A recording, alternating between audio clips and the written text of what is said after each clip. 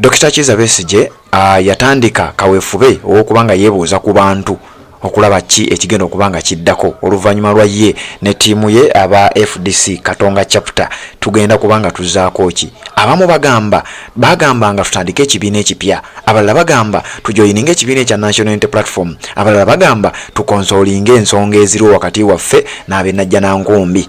Njagala owulirize bulungi nnyo. Dr. Kizza Besigye oluvannyuma lw'okubanga alina okubanga yeebuuza ku bantu okuva mu kibiina, okuva mu bannayuganda n'okuva mu bantu okuva mu nsonda zonna ez'enjawulo. Ennaku zino zonna Dr. Kizza Besigye abadde atambula ng'atalaga eggwanga, yeetoolola mu bitundu by'eggwanga eby'enjawulo mu kaweefube we obw'okwebuuza ku bantu. Era nga kino bakiyita kyakwebuuza ku bantu, batubuulire twetaaga okutandika ekibiina ekipya.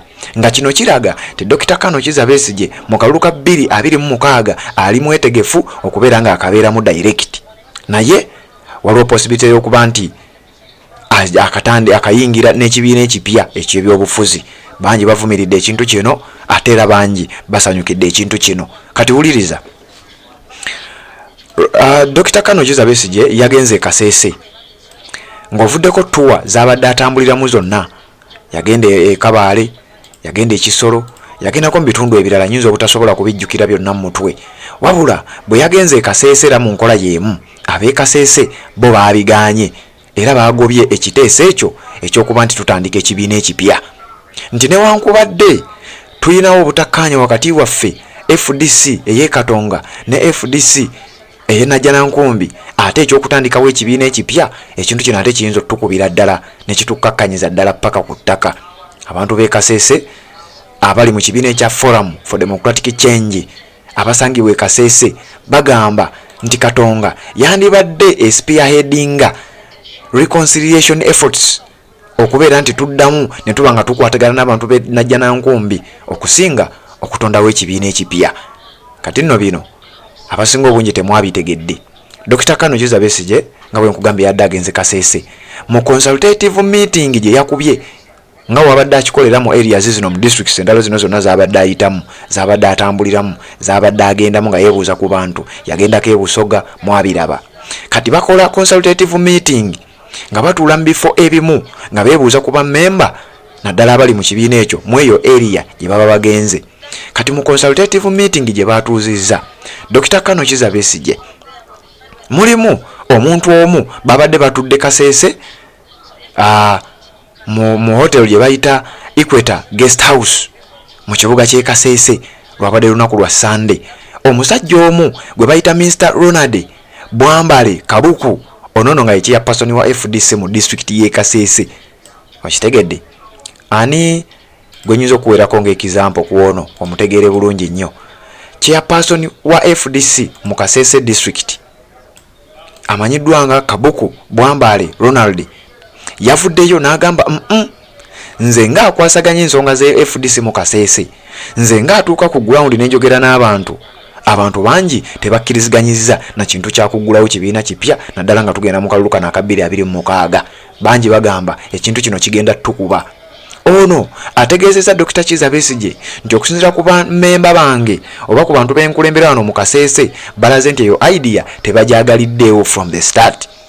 Bagamba nti obukulembeze bw'ekibiina ekya FDC mu Kaseese district bakoze enkuŋŋaana ez'enjawulo, bakoze consultative meetings ez'enjawulo, enkiiko ez'okwebuuza ku bantu ne bammemba baabwe ab'enjawulo okuviira ddala ku grassroots levels, ku bantu abasookerwako oba batandikirwako abawansi paka ku district level, nga bagamba nti mu Kaseese ate nga tukakasa ne mu bitundu ebirala abantu bagamba reconciliation between the Katonga and the Najjanankumbi factions kyekintu ekisinga obukulu okusinga okuzzaawo okusinga okutandikawo ekibiina ekipya.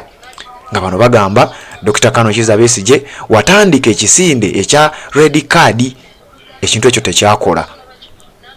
Watandika ekisinde ekyo nga weegasse n'abajeema n'ebimu ku bibiina ebirala. Bwe mbaseerabidde mwalimu n'ekibiina kya Kino Kyamuzi ekya Conservative Party, era ne bamubuuza ebintu ebyo byakomawa. Ekyo ekintu bwe kiba kyagaana ate n'otandikawo n'ekibiina ekipya, singa kigaana ffenna aba FDC ogenda kuba otuziise, ffe abakyalina omutima ogw'ekibiina ekya Forum for Democratic Change. mu statement yafulumiza omusajja ono gwe nkugambye amanyiddwa nga Mr. Ronald Bwambale Kabuku chairperson wa FDC mu Kaseese district yabadde bweti. Right from the time these factions developed, we started consulting ourselves. Nti okuviira ddala ku ntandikwa y'obutakkaanya buno wakati wa Katonga ne Najjanankumbi mu FDC twatandikirawo okuba enkuŋŋaana ez'okwebuuza ku bannaffe, consultative meetings. We have held several meetings right from villages to constituencies and eventually the district level. Nti tukubye enkuŋŋaana ez'okwebuuza ku bantu okuviira ddala ku byalo ne tugenda mu constituencies paka wetusene ku district nga tukuba enkuŋŋaana ez'okwebuuza ku byalo, in which we made several recommendations and resolutions.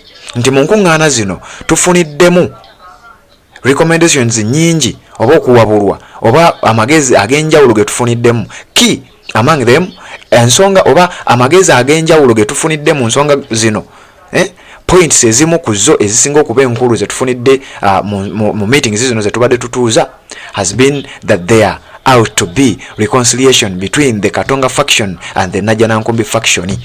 Nti ezimu ku solutions abantu ze batuwa kwe kubeera nti tutuula Katonga ne Najjanankumbi tubeere nga tugonjoola obutakkaanya obwo, tubeere nga tugonjoola obutakkaanya obuli mu kibiina kino obutuuse n'okwawulamu abamu bagende Najjanankumbi abamu basigale Katonga, nga bano bagamba nti abantu b'e Kaseese kino baakiganye ekyokutandika ekibiina ekipya.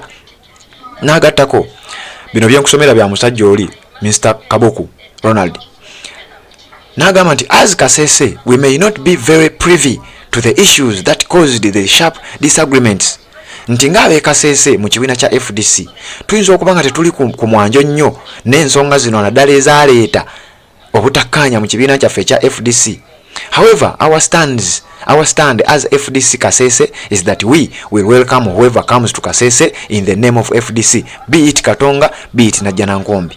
Ng'ategeeza nti ffe ab'e Kaseese newankubadde tetulina nnyo issues n'abantu bano bana nsonga zaayawulamu kibiina kino, ffe tuli beetegefu nnyo okwaniriza omuntu yenna azze kasita abanga wa FDC oba Katonga oba Najjanankumbi. Bw'atyo bwe yagambye nti newankubadde tetuli ku mwanjo wa nsonga zino tuli beetegefu okwaniriza buli muntu yenna ajja. Kati ate ne wabaawo omulala bamuyita Mr. Jingo. Njagala okutegeeza waliwo omulala bamuyita Mr. Jingo, erinnya linziruseeko, njagala kubanga nkuwa naye bye yayogedde. Bamuyita Mr. Jingo Siriwayo, ono nga naye era memba ku kibiina ekya FDC Forum for Democratic Change. Bamuyita Mr. Jingo Siriwayo nga memba ku FDC era nga mutuuze mu Kaseese municipality mu kibuga Kaseese wakati. Yategeezezza nti Katonga faction should prioritize reconciliation first. Ono naye nga ategeeza nti Katonga faction mu kifo ky'okugulawo ekibiina ekipya yandisoose neegezaako okutuula n'ab'e Najjanankumbi ne tulaba nga tufuna okukkaanya. Era n'agenda maaso ng'agamba we have sacrificed a lot for this party and we love it very much. Nti tuwaddeyo kinene nnyo oba twefiirizza kinene nnyo ku lw'ekibiina kya FDC era tukyagala nnyo. My prayer is that let us try to resolve the differences amicably because an alternative would weaken the party. Yenga agamba nti essaala ye gy'asaba ng'omuntu amanyiddwa John Siriwayo nti essaala ye gy'asaba ng'omuntu kwe kugezaako okurizolovinga enjawukana zino amicably mu mirembe awatali kugulawo kibiina kipya lwa nsonga nti okugulawo ekibiina ekipya kigenda kutunafuya ffenna newankubadde singa abantu b'e Najjanankumbi babeera nga si beetegefu kuwuliriza, babeera nga si beetegefu kutuula n'ab'e Katonga, then tetulina kyakkola, tuba tulina kuba nga tugenda ne possible means to eject them from the party headquarters. Nti tuba tulina kuba nga tugenda ne possible means oba engeri yonna esoboka okubeera nti tubajja mu office zaffe z'e Katonga. Ebigambo bino babadde babigamba Dr. Kano Kiza Besigye. Besigye yazzeemu ng'agamba bw'ati, what you are seeing in FDC today is exactly what Museveni wants. Nti kyemulaba mu FDC olwaleero kyekyo kyennyini Museveni kyasinga okuba nga ayagala. Bigambo bya Besigye bye ndi mu kugamba kati yewe yazzeemu oluvannyuma lw'okumugamba kiri. First, he makes people poor and then later presents himself as their savior by giving out financial tokens, especially to the leaders. Nti ekisooka, Mr. Museveni asooka n'ayavuwaza abantu oluvannyuma ne yejjayo nga yeye muntu yekka asobola obbataasa mu bwavu obwo ate ye bw'abataddemu. Ate kino akikola awa ssente ate ng'aziwa abakulembeze abali ku mitendera egy'enjawulo. This is the same method he used to capture UPC, DP and now FDC has fallen prey. Nti enteekateeka eno y'emu oba enkola eno y'emu Museveni gye yakozesa okusula ekibiina kya UPC, Uganda People's Congress, ekikulemberwa kati Jim Akena mutabani wa Dr. Milton Obote. Yenkola y'emu gye yakozesa okusula ekibiina kya DP, Democratic Party, ekibadde kikulemberwa kati Nobody Mao nga kati minister mu government ya Museveni, era n'ategeeza nti ne FDC okugwa kwayo kuvudde kweyo ensonga. Kati nga ye Besigye agamba tulina okuba nga tukola ekibiina ekipya. Abantu nga bamugamba ffe ekyokukola ekibiina ekipya tetukikkiriza. Kakati n'ebyo byabadde Kaseese ku lunaku lwa Sande. Zabadde ennaku z'omwezi 7 omwezi gwa 4 omwaka 2024.